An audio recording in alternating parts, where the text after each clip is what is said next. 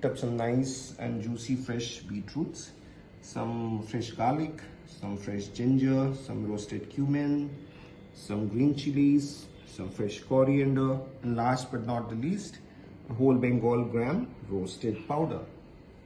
So now I will start cooking.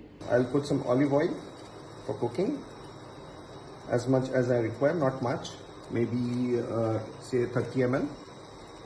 And the process starts with first sauteing the beetroot. But before I put the beetroot, I need to saute some ginger and garlic and some chilies.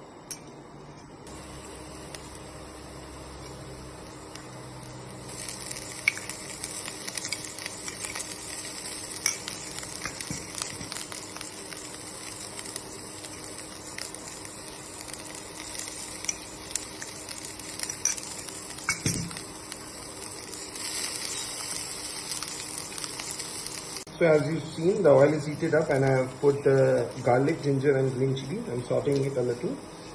And make sure that you don't make it too brown. Just let it be a little translucent.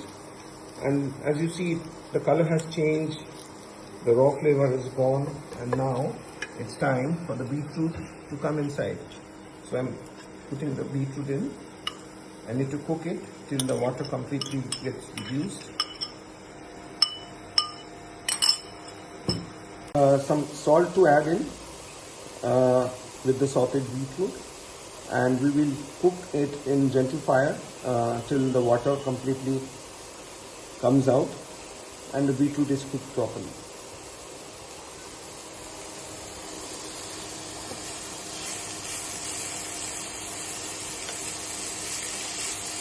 Yeah, so now you see the beetroot is almost reduced to half and the water has been quite dried up and it looks like it's cooked almost 70%. Now it's the time to add on this roasted Bengal gram powder, and this would work as a binding agent also, and it will enhance the taste and flavor.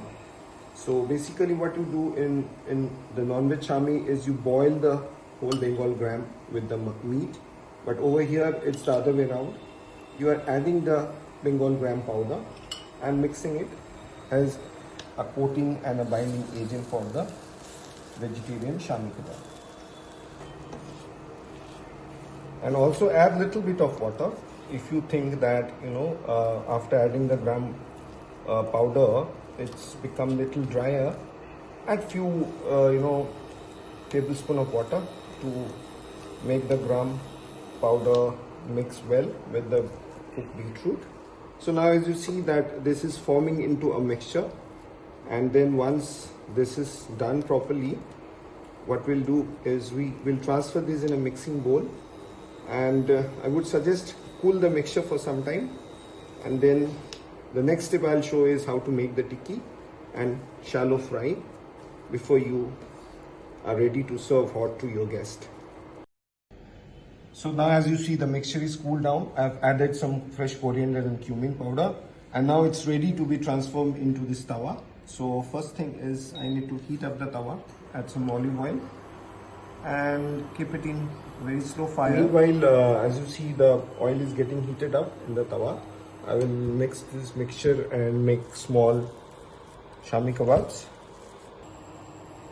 So best way is before you start making the shami kebab, apply some oil in your palm so that the mixture doesn't stick in your hand, and it is easy for you to make a nice shami kebab out of it. Now if you see, I'm making a nice uniform ball of the mixture, and it's very easy, like roll it in between your hand and just press it firmly. Make sure that it is evenly pressed and all the sides are similar. See, it's very simple. It's easy to do also. Now here you go, your shami kebab is ready to be placed in the tawa for cooking. My tawa is heated up nicely and I'm placing my shami kebab for cooking. So as you see now, the beetroot shami kebabs are all in a hot plate and getting cooked nicely, evenly from all the sides. One side of the shami kebab is already cooked. You can see a nice crisp texture has come on top of it. I've turned all the beetroot kebabs now on the other side to be cooked, and I'm anxiously waiting. Beetroot shami kebab is ready. I'm really excited. The smell, the aroma is amazing.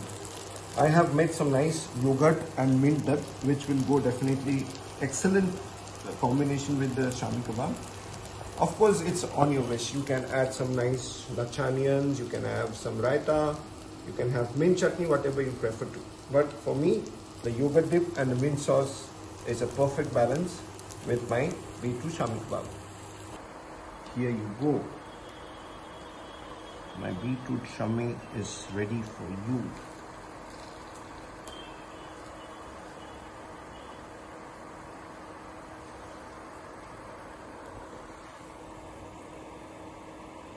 Amazingly nice, looks yummy, healthy, and as you know all, beetroot has a lot of good things into it, with a lot of irons, a lot of minerals, some more sauces to top up with for my snack, and